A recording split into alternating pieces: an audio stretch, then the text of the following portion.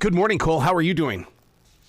Good morning. Doing well. How are you? Doing fantastic. Excited to talk to you about this because in a very weird way, I'm connected to this story in the way that I was at the Olympics 3 days before this happened, and to this day, I still have chills in my bones.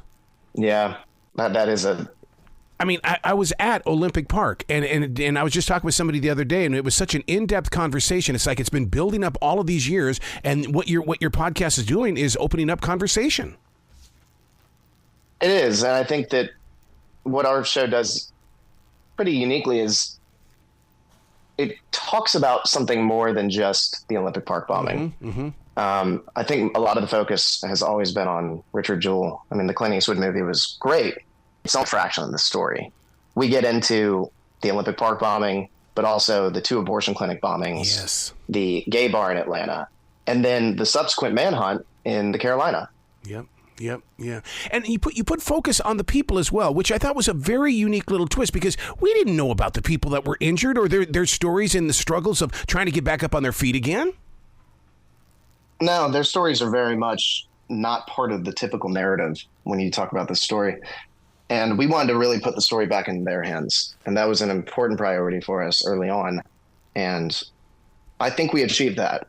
We had the chance to talk to the abortion clinic nurse who was critically maimed and permanently maimed in the Birmingham abortion clinic bombing. We got the chance to talk to Rob Stadler, who, and they were waiting just outside the office and the bomb exploded. And if he hadn't picked them up just a few minutes prior to the bomb, who knows where his twin girls would be today. They were just babies, and the ceiling tile from the blast collapsed in that room, and it would have fallen on them.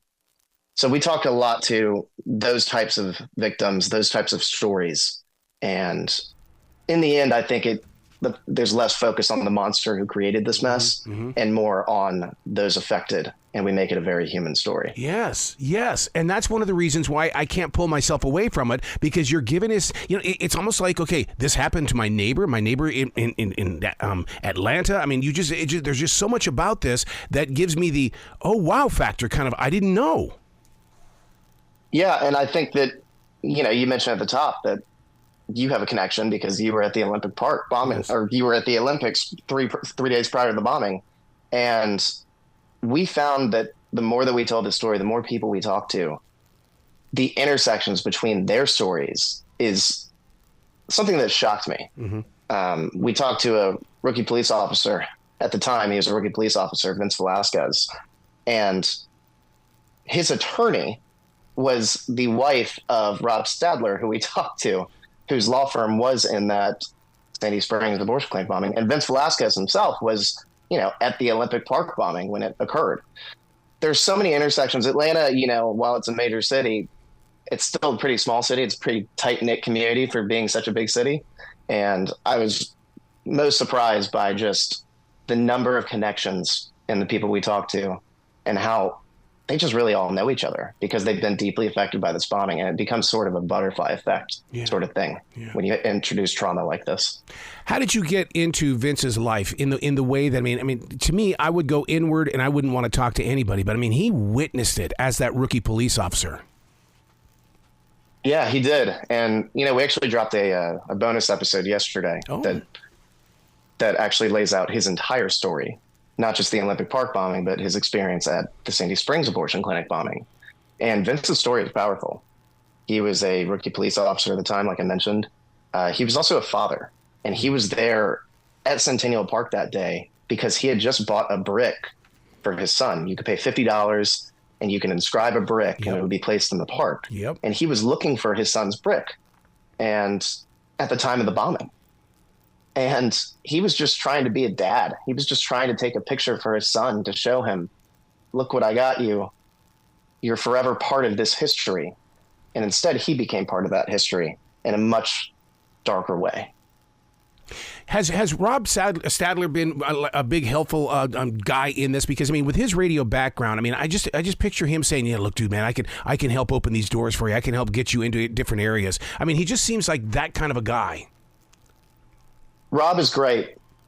He was actually one of my first interviews on this show. Nice. And he was such an important piece of it. And he helped us so much. And, it's funny, the connection I have with this story, which gets revealed in episode 2, he played a crucial role in connecting that piece. He gave a news report from that morning from the abortion clinic. He called into the station and gave one. And that news report actually became the most pivotal piece of my connection to this story. Wow. And he was actually able to link me to that original audio, and we use it in the podcast. So he's been an amazing help on this show. I was going to ask you about that. How is it that Tenderfoot TV is always getting themselves into these stories, and they're able to dig in and really tell something that the 5 o'clock news can't do because they're under such a time limit? Yeah, I mean, podcasting allows you the creative ability to be able to really flesh out these stories.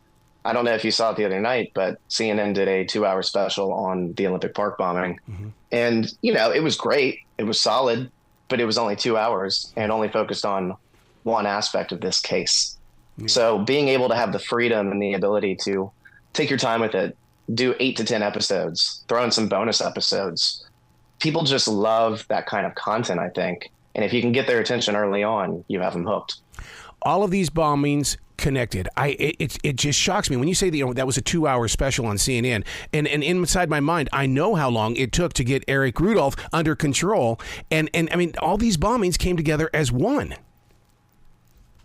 Yeah, and you could certainly spend 2 hours on just any piece of this story alone. I mean, for example, we spent 2 entire episodes on the manhunt part of this, which lasted 5 years in Western North Carolina. So, yeah, you hit the nail on the head there. 2 hours certainly does not do it justice. I got to tell you, here in the Carolinas, when we heard that he was up there in that forest, we knew it was going to be a tough trip because we just know those mountains very well. Yeah, we actually had the chance to visit Topton, the Murphy, Andrews area. And, just being about 2.5 hours, a little under 2.5 hours from Atlanta, it was such a shock to me. Mm-hmm. It is so beautiful. And I had never been up there. It's just past the Blue Ridge Mountains. And the Nantahala National Forest is some of the most beautiful, luscious land I've ever seen. Yeah. And it's easy when you visit it to see with your own eyes just how easy it is to get lost in that forest, whether you want to or not. Yeah. And Eric Rudolph wanted to. Oh, yeah. I've been through some of those forests where they actually have forest rangers that come walking out there going, how long you guys been out here? The sun's going down a little bit. You might want to go the other way. Yeah. So here's the strange twist of why I think I might be connected to this story is that being from the state of Montana, we had the Unabomber up there. We knew that Ted Kaczynski was up there. And so I honestly thought that the bomber down here was Ted Kaczynski. I really did. Yeah. Because there was so much of it that was the same. You know what I mean? There is. And actually, we talked to an FBI agent, former FBI agent, Terry Turchi. Yes. And Terry's great. He worked the Unabomber case. And I think it was 1 week after that case wrapped, he had to turn around and go to Western North Carolina. He was looking forward to time off with his family. And the FBI said, no, need you on a plane, need you in Atlanta. And then from Atlanta, he got sent to Western North Carolina for a few years. So there are a lot of connections to that story. So it's funny you bring that up. Did you get to dig into Terry's notes, though? His notes about which story?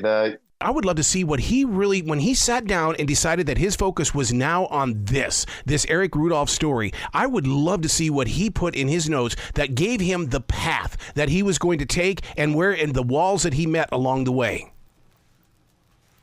Well, I will say, I'm not sure anybody had a path. I'm not sure anybody had even a scent of where he was. And Eric Rudolph, as we know in hindsight now, was just sometimes even within a football field distance away. Yep. But at that time, nobody had a clue where he was. However, credit to all those FBI agents on the ground there. They, the entire time, knew that he was in those forests. Even when there was speculation that Eric Rudolph went overseas, he went to Mexico, he went anywhere else in America, they knew he was there. They knew that that was his home, and he wanted to stay there. He was most familiar with that territory. And they were right. When creating the podcast, and I believe that continuity is everything, but when you're getting all these interviews, are you building the story as it's going? Because where along the line did you get the confidence to go ask Dana Ford questions or to even bring Dana into this story? Yeah, I mean it's one that I thought I had an idea of before I started doing these interviews. Yeah. But the more interviews you get, the more story that you start to build, it just kind of turns itself on its head. So the story I had from day one, when we first started doing production on this podcast, is vastly different than the story we have today.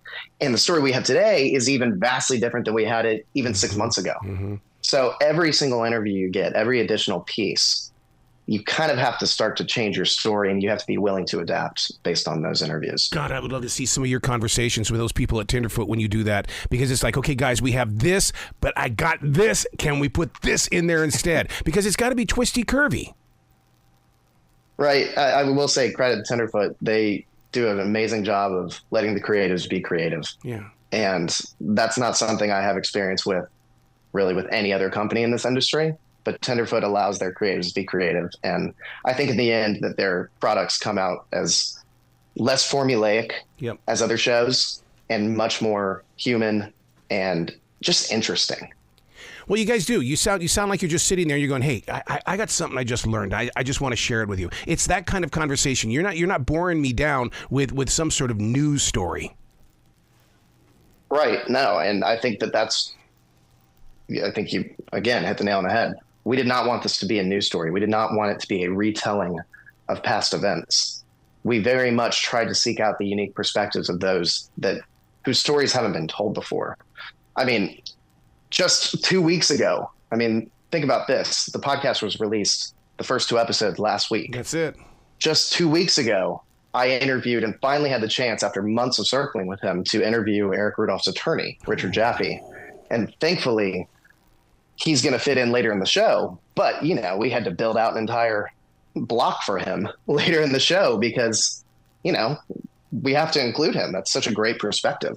So it's one of those things that you just constantly have to be evolving, and you constantly have to be ready and on your toes to change the story at a moment's notice. I would love to see what law students are going to do when they react to that interview you've got with him, because Mr. Jaffe had to make a decision that he was going to take on such a case like this. And for you to get this close to it, oh my God, I just can't wait to hear that. It was an amazing interview. And like I said, I tracked him down for months. I was persistent, and he doesn't give a ton of interviews. I think that sort of makes sense.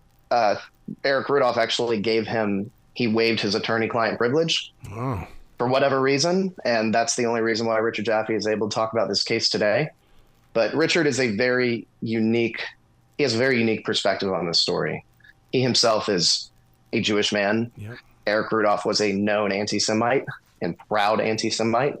So very much like my own story, which listeners will be able to hear in episode 2, there's a paradox there. So Richard Jaffe kind of perfectly encapsulates the paradoxes that we detail in the show. Speaking of names when I was shocked to learn that was part of this podcast, Doug Jones. Okay, this guy, after all of these years, he's come out. Yeah, that was one of my favorite interviews, and that was done actually 2 years ago. I drove to Birmingham and sat down with Doug for about an hour and a half on a Saturday afternoon. And Doug's perspective here, and Doug is actually friends with Richard Jaffe, which again, another one of those things that's just really interesting because Doug was one of the lead prosecutors on this case as a U.S. attorney at the time. And he was up against his friend, one of his best friends, Richard Jaffe. So it's another one of those intersectional moments that we've talked about that, just really surprised me. Wow. What have you learned from doing this? Because you go in this as a student, you also go in there to go, to get the information, but you're also very human and you take things in because it's going to help you out on the next podcast. What did you learn? I've learned a lot. I'm still pretty young, pretty fresh. I started this story when I was just 24 years old. Really? So I think that the amount I've grown personally and the amount I've grown creatively has changed so much in these 3 years. I've learned to always put the story back in the victim's hands. That's priority number one. Always make it a human story, because if you can get people to buy into the human story, then they will stick around for the true crime part of it. But it's always important to prioritize the human part over the true crime. Yeah. Somebody we haven't talked about, and I think we need to put focus on her because she's been a major part of this, Monica Kaufman. Oh, my God. You know, I mean, you talk about somebody who was hot on this trail. Monica was amazing, and she plays a big, big role in episode 1. She really paints a portrait of Atlanta like no one else in the show. Just an Atlanta legend. I loved having a chance to talk to her, and it was kind of like a full circle moment because growing up as a child, like you see Monica Kaufman on the TV, then 20 years later, you're sitting down with Monica Kaufman in a tiny little recording studio that's about 6 by 6. So it was a pretty amazing moment to be able to sit down with her, and she had such an awesome story to tell in episode 1. Because this story and this podcast continues to grow, are your doors wide open for other people who may have something about this story? Absolutely. One blind spot that we've had, unfortunately, are direct relatives to Eric Rudolph. Oh, yeah. I had the chance to reach out and talk to his next door neighbor and father figure growing up. He was a very big influence on Eric Rudolph's life, but I have not had the chance to talk to his mother, his siblings, anyone in that world. I reached out via letters, email, phone calls, and I got nothing. I mean, I understand. I'm sure the situation and thinking about the story is very difficult for them, but I would love to have the chance to talk with them. Wow. How can they reach out to you? They can reach out to me on my email. Yeah. My email is just first and last, so it's quite easy, but they can reach out. Social media. My social media is very accessible. So Great. Any of those avenues. Wow. Well, you've got to come back to this show anytime in the future. I love this story. I love what you're doing to it. And to me, it's got that Carolina connection to it. So I know it's going to continue to grow. Awesome. I really appreciate it. It's been great. You be brilliant today, okay? Thank you. You too.